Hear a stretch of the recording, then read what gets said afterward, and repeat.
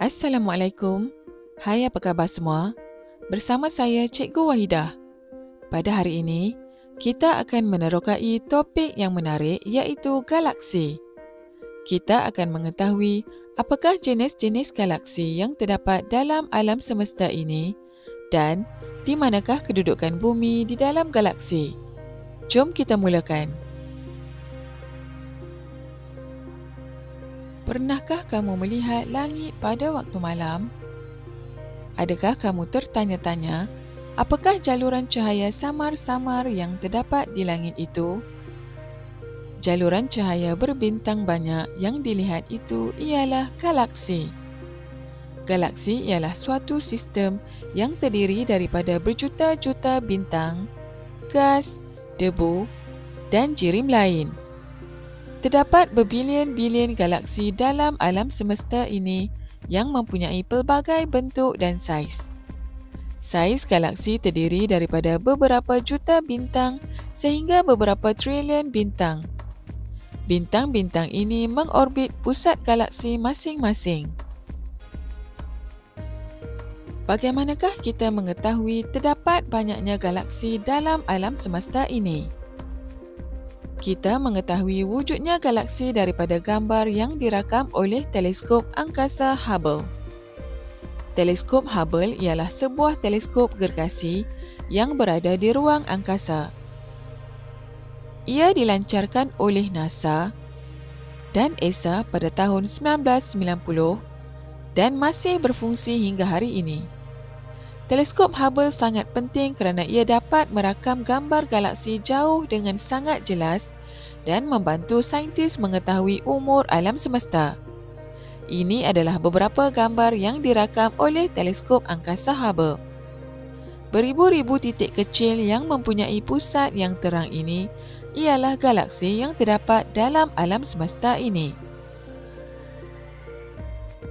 Apakah jenis-jenis galaksi yang terdapat dalam alam semesta ini? Mari kita kenali beberapa contoh jenis galaksi. Yang pertama ialah galaksi berpilin.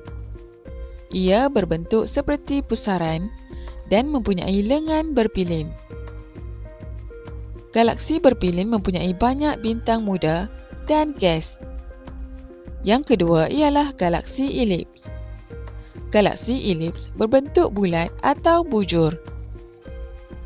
Galaksi ini mempunyai kurang gas dan debu serta banyak bintang tua. Yang ketiga ialah jenis galaksi tidak sekata.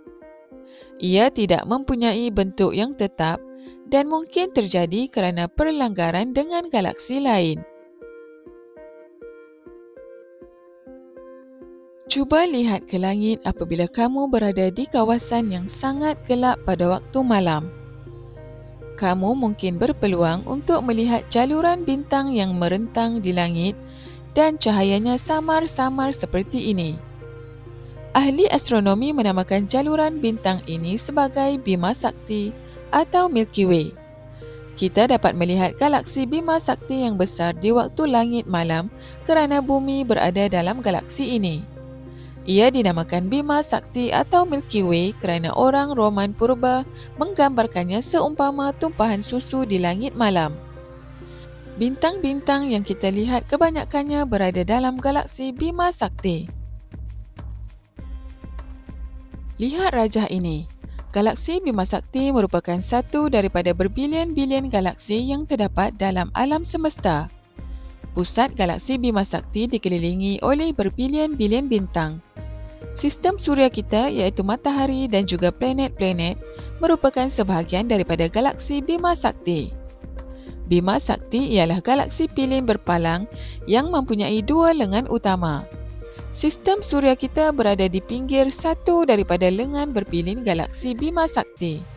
Jadi, kita hanya boleh melihat sebahagian daripada galaksi Bima Sakti kerana bumi berada di pinggir galaksi ini. Matahari merupakan satu bintang di dalam galaksi Bima Sakti. Galaksi ini juga mempunyai pusat bintang yang cerah dan tebal. Oleh itu, galaksi ini kelihatan seperti sebuah cakra nipis yang membonjol pada bahagian tengah jika diperhatikan dari pandangan sisi. Saiz sistem suria di dalam galaksi Bima Sakti. Adakah kamu tahu saiz sistem suria di dalam galaksi Bima Sakti? Mari kita lihat perbandingan ini. Saiz galaksi Bima Sakti diandaikan sebesar kawasan padang sekolah, manakala saiz sistem suria diandaikan hanya sebesar diameter sebatang pensel. Oleh itu, saiz sistem suria adalah sangat kecil berbanding dengan galaksi Bima Sakti. Simulasi ini tidak menunjukkan perkadaran saiz yang sebenar, tetapi untuk memudahkan pemahaman kamu sahaja.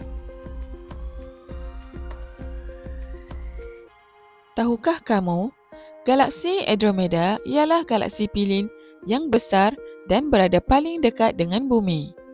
Galaksi ini dapat dilihat dengan mata kasar dari hemisfera utara di langit yang sangat gelap. Mempelajari tentang galaksi bukan sekadar mengetahui kedudukan bumi di alam semesta, tetapi turut membantu kita memahami teknologi angkasa, sains moden dan kehebatan ciptaan Tuhan. Topik ini juga menjadikan kita lebih sedar bahawa bumi hanyalah sebahagian kecil daripada alam yang sangat luas. Semoga murid-murid memahami tajuk yang kita pelajari ini dengan baik. Berjumpa lagi pada pembelajaran akan datang. Assalamualaikum.